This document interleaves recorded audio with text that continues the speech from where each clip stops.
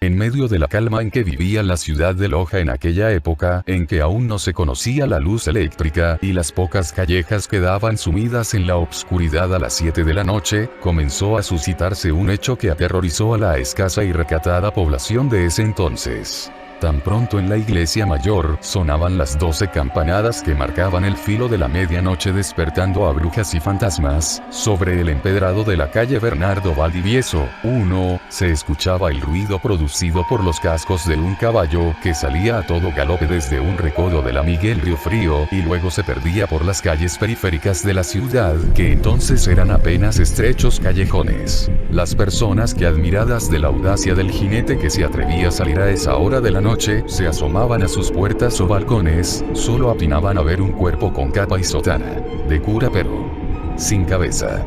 A pesar de la rapidez con la cual cabalgaba el jinete, pero dada la circunstancia de que la escena se repetía diariamente, los curiosos aseguraban que debajo de la sotana habían visto los pies del jinete sobre los estribos, e igualmente las manos que sobresalían del negro manto y sujetaban fuertemente las bridas, pero nadie la vio jamás la cabeza porque definitivamente no la tenía. De allí que el fantasma fuera bautizado con el nombre de cura sin cabeza, y desde entonces no hubo en la ciudad un tema que gozara de mayor popularidad.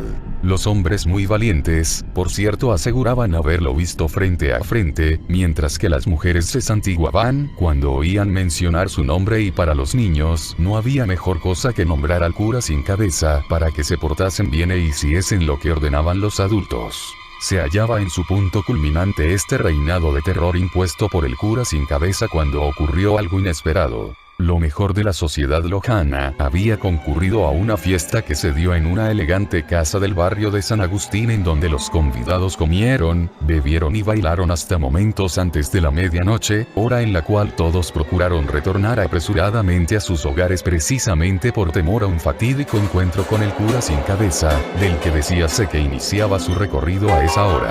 Pero hubo la excepción, y ella estuvo compuesta por un pequeño grupo de jóvenes que habían bebido más de la cuenta y se sintieron muy a tono como para encontrarse e inclusive desafiar al temido cura sin cabeza. Se quedaron en la fiesta y siguieron libando hasta que sonaron las 12 campanadas de la medianoche, y entonces salieron llenos de euforía para darle la cara al fantasma o lo que fuere, ya que estaban resueltos a enfrentarse hasta con el mismo diablo. Pero les falló el cálculo del tiempo, y cuando llegaron a la esquina de las calles Bernardo Valdivieso y Miguel Riofrío, solo vieron a lo extraño jinete que, con su caballo a todo galope, se perdió por el recodo de la calle 10 de agosto. Mas no se dieron por vencidos y mejor fueron a proveerse de lo necesario para esperar el retorno del cura sin cabeza, pues se comentaba que solía hacerlo cuando comenzaban a disiparse las sombras de la noche. Provistos de una buena botella de licor para contrarrestar el frío de la noche y por qué no decirlo también el miedo que les inspiraba su temeraria aventura, los 4 jóvenes fueron a acostarse a los 2 costados de la calle Bernardo Valdivieso, entre Miguel Riofrío y Rocafuerte, y allí clavaron fuertes estacas entre las cuales templaron una cuerda de tal modo que, cuando llegara el caballo con su jinete, solo pudiera pasar el primero por debajo y de la cuerda, mientras que el segundo sería derribado por la misma, y allí lo atraparían los que para entonces ya estarían bastante borrachos. Las primeras horas de la madrugada pasaron con relativa calma y el efecto del licor se traducía en bromas y risas, pero la situación se puso tensa cuando escucharon las campanas que anunciaban las 4 de la mañana y el jinete fantasma no aparecía por ninguna parte. Estaban a punto de abandonar su temeraria empresa cuando percibieron, a lo lejos, los cascos del caballo sobre el empedrado de la calle. Disimularon su presencia, a pesar de que no hacía falta debido a la obscuridad de la noche, y esperaron a que llegara el jinete y tropezara con la cuerda. Tal como lo habían previsto, llegó el caballo a todo galope, y al toparse el jinete con la cuerda, cayó al suelo y sobre él se abalanzaron los jóvenes, y lo inmovilizaron a pesar de que estaban temblando por el miedo. «Habla». Le ordenaron entonces: «Habla, ya seas de este mundo o del otro. No me maten». Gimió una voz y entonces los jóvenes pudieron comprobar que se trataba de un hombre de carne y hueso. Una vez que le quitaron su extraño atuendo, una sotana de cura cosida de tal manera que el cuello le quedaba sobre la cabeza, dejando solo unos agujeros para los ojos y otros a la altura de las manos, mientras que la capa le cubría hasta los pies, el hombre fantasma quiso huir, pero los jóvenes lo sujetaron fuertemente y le prometieron dejarlo marchar solamente después de que le hubiera contado los motivos, las razones y la historia de su extraña actitud. Se sentaron pues, sobre la acera de la parte posterior del convento de Santo Domingo y allí se descubrió el enigma. Juan Fernando era hijo de españoles afincados en Lima, en donde había nacido y educadose con gran esmero, pues su familia disponía de grandes recursos. Desde niño tuvo la oportunidad de relacionarse con su prima María Rosa, hija de un hermano de su padre, y dadas las circunstancias de que ambos eran hijos únicos, la soledad del uno se esfumaba con la presencia del otro, y así aprendieron a amarse y necesitarse hasta el punto de que más tarde les fue imposible vivir separados y al cumplir su mayor edad resolvieron unirse en matrimonio. Pero allí surgió el problema porque los padres de ambos jóvenes se opusieron rotundamente por razones de su parentesco carnal, y en vista de que inclusive tenían elegidos a los consortes para sus respectivos hijos, aquel matrimonio resultaba imposible desde todo punto de vista. Puesta la joven ante la disyuntiva de casarse inmediatamente con un rico pretendiente o entrar en un convento, ella optó por lo segundo, pero sus tercos padres no la dejaron en Lima, sino que como castigo la desterraron a un convento de Loja, atenta a la circunstancia de que en esta lejana ciudad vivían unos parientes de su madre. Al despedirse de su amado, María Rosa le prometió que jamás profesaría y que solamente estaría esperándolo hasta que fuera a rescatarla. Él por su parte, juró que así lo haría. Poco tiempo después un apuesto joven se presentó en el convento de Santo Domingo de la ciudad de Loja, solicitando se lo admita primero como un huésped y después, si las circunstancias lo ameritaban, como un aspirante a la orden. En su fuero interno había resuelto su cometido, pero si no lo conseguía, de verdad se convertiría en un religioso, pues en el mundo ya no había otra meta para su vida.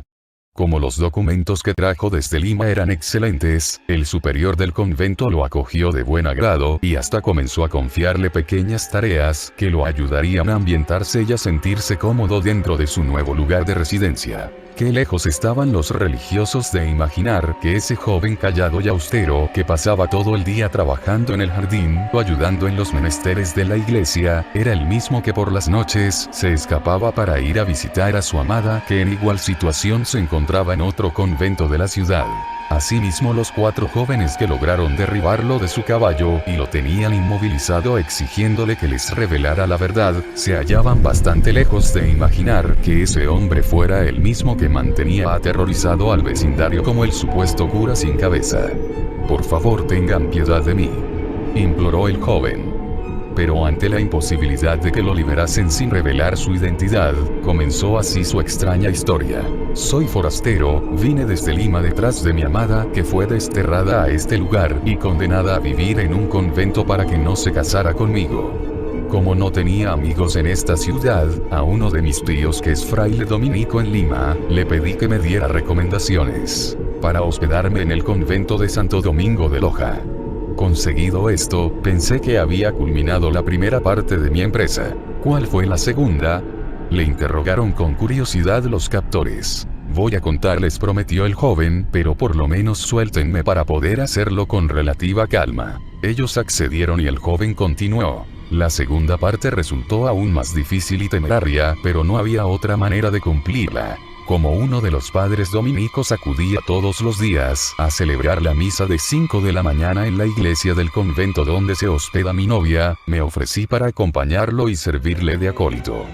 De esta manera me puse de cuerpo entero ante los ojos de mi amada y así ella ya podía al menos abrigar una esperanza. «¿Qué hizo entonces?», preguntó uno de los curiosos interlocutores. «Se las ingenió para conseguir que a ella también le permitieran ayudar en la sacristía, y en un momento de descuido de la madre sacristana, me pasó un papelito que yo apreté desesperadamente entre mis dedos, y solamente pude leerlo en el retiro de mi cuarto una vez que estuve de vuelta en el convento. Allí me decía», continuó el joven, «que a las 12 de la noche me esperaría en la parte posterior del convento, lugar y hora donde yo esperaría su señal. Salió ella a verte por la puerta de atrás del convento».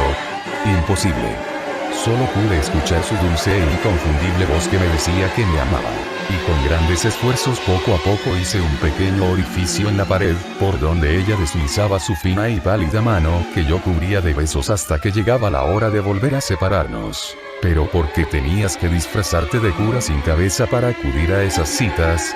Porque era la única manera de alejar a los curiosos y tener la seguridad de que nadie nos molestaría. De otro modo habría sido imposible concertar esas peligrosas citas. El temor al fantasma era lo único que podía guardar nuestro secreto. ¿Y de dónde sacaste el caballo y los atuendos de cura? El caballo lo tienen siempre a mano los padres dominicos, para cuando se presenta la necesidad de salir a los campos a confesar a algún enfermo grave y pastorea en ese terreno vacío que da a la calle lateral, por donde hay una puerta grande, que yo la dejo sin llave para poder salir y entrar sin desmontar del caballo.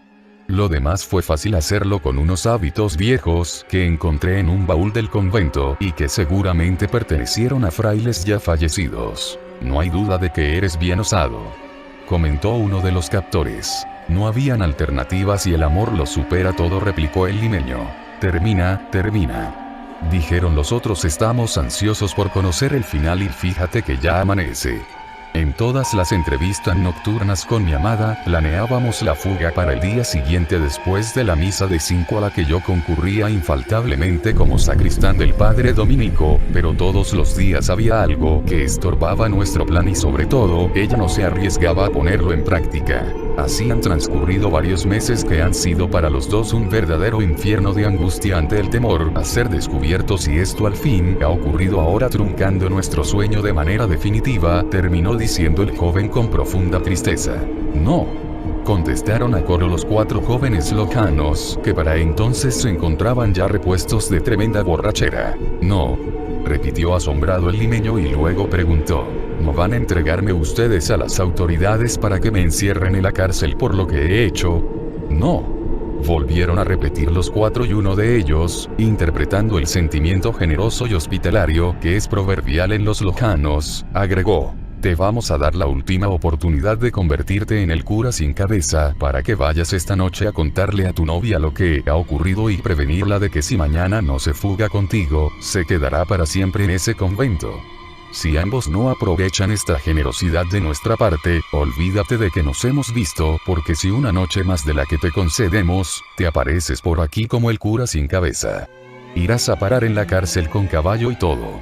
Tan hermoso le pareció lo que acababa de escuchar que casi no lo creía.